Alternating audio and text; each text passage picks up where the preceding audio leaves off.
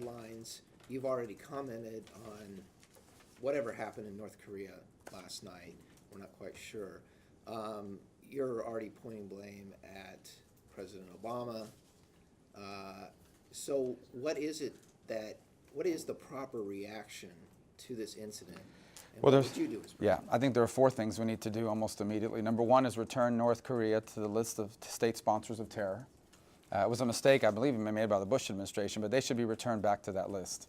Number 2 is I believe we should impose sanctions on the assets held by their leadership, because while North Korea is a poor and starving country, the upper echelon in that nation has significant assets stashed around the world, and we should go after those assets.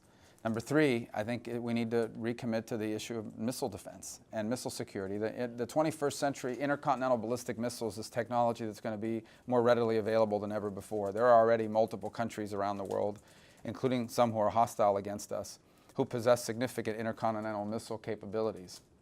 The Iranians continue to develop theirs. They've extended their range by hundreds of miles every year. North Korea already has a pretty significant range. Some even believe that they now have the range to be able to hit the west coast of the United States. And so we need a missile defense recommitment in this country for both the east coast and the west coast of the United States.